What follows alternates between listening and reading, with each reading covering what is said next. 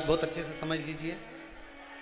जिसके घर में क्लेश होता हो, अशांति रहती हो, क्लेश रहता हो, या छोटी छोटी बात पर विवाद चालू हो जाता हो, या पति पत्नी में, परिवार में, सास बहू आदि कादिक में कहीं ना कहीं कुछ अगर विवाद रहता हो, तो शास्त्र कहता है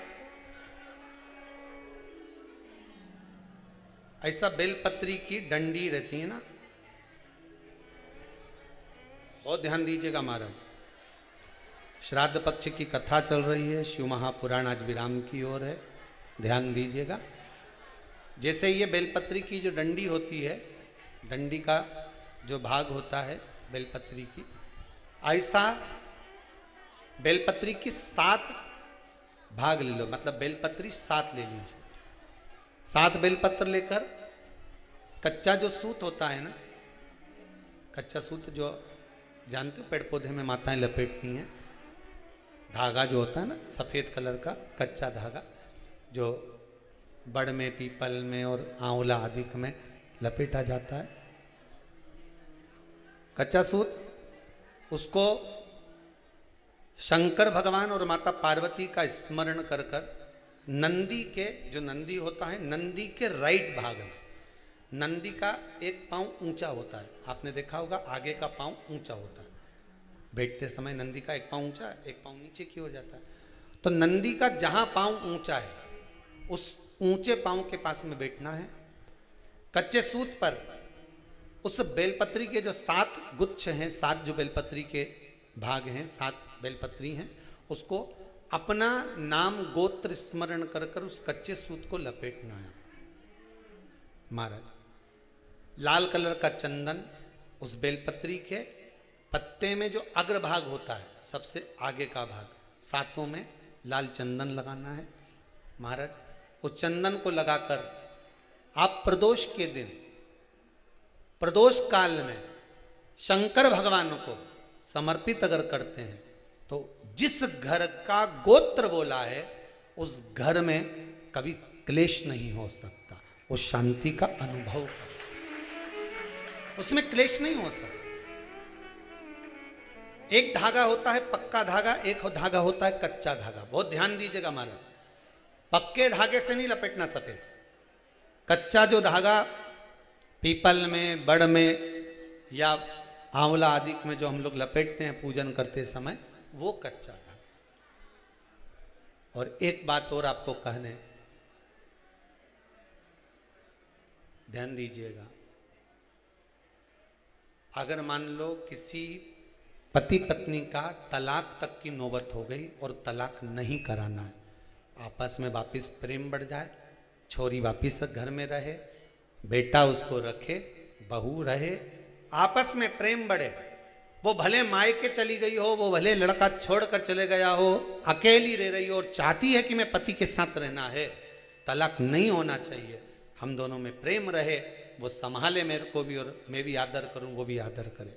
तो मेरा निवेदन है, कच्चा जो सूत होता है, कच्चा जो धागा होता है, नंदी के ठीक पीछे बैठकर कोई साथ में आपका परिवार का कोई व्यक्ति चले जाए और हस्तकमल को, जिसको अपने परिवार में वापिस रहना है, उस स्त्री हो या पुरुष हो, दोनों में से कोई भी नंदी के पीछे बैठकर, सोमवार की जिस दिन अष्टमी पड़े उस दिन नंदी के पीछे बैठकर हाथ को ऐसा बंद करना है, हाथ में एक बेलपत्री रखना है, सीधी सीधी बंद कर कर 7 बार उस हाथ पर कच्चा सूत लपेट देना है, उस सूत को वापस निकाल लेना है बेलपत्री के साथ, बेलपत्री के साथ में, और बेलपत्री को तो अपने पास में रखना।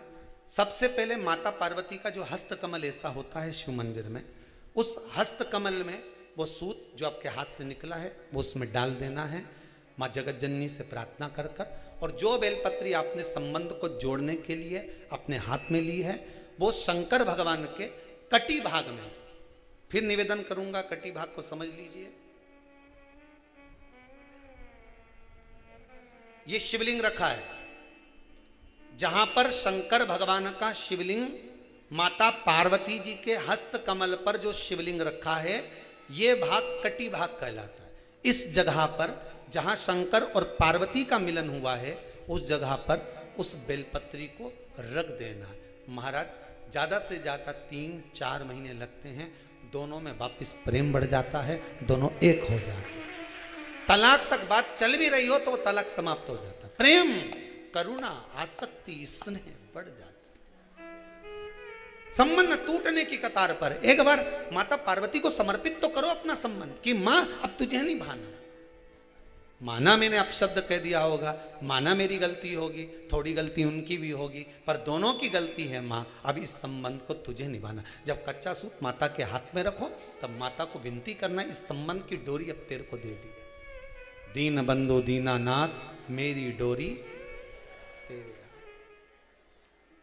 अब यह डोरी मैंने तुमको दे दी है, अब यह संबंध आपको निभाना है, अब यह संबंध मेरा। पतंग उड़े आकाश माने, डोर थारा हाथ मां, ओ भोले मेरी पतंग ऊंची राखना। शंभु मेरी पतंग ऊंची राख, नाव चले मझधार मां, पतवार थारा हाथ मां, ओ भोले मेरी नैया पार लगा। शंभु मारी नैया पार लगा।